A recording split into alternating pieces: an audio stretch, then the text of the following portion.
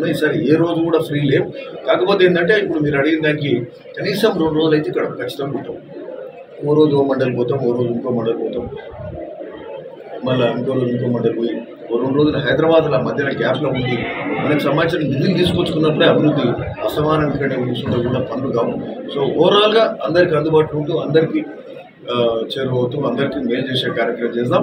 ముఖ్యంగా గ్రామాలలో వసతి కానీ మరి డ్రైనేజ్ వ్యవస్థ కానీ చెరువులు గుంటలు కాలువలు బునియాది కానీ పిలాయిపల్లి కాలువలు ఇటువంటి చూస్తూ రైతు సమస్యలు కానీ ఇవన్నీ కూడా చేస్తూ మన భువనగిరి మున్సిపాలిటీ కూడా అతిపెద్ద మున్సిపాలిటీ, మొదటి అతిపెద్ద కంటే ఎక్కువ మొదటి మున్సిపాలిటీ రాష్ట్రంలో. అట్లాంటి మున్సిపాలిటీ ఒక కొంత పేదరికం ఉంది, రోడ్ల వసతి డ్రైనేజ్ల వ్యవస్థ అరకొరగా ఉంది, అంత బాగలేదు. దీన్ని ఇంప్రూవ్ చేసుకోవాల్సిన అవసరం ఉంది. దీని మీద ప్రత్యేక శ్రద్ధ పెట్టి అభివృద్ధి చేసుకుంటాం.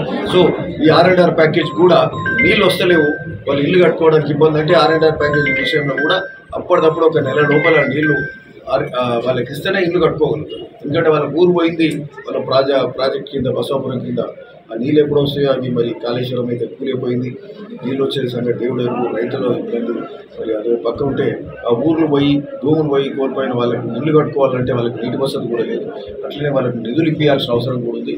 దాని మీద కూడా పదే మంత్రులకు కూడా చెప్తున్నాం.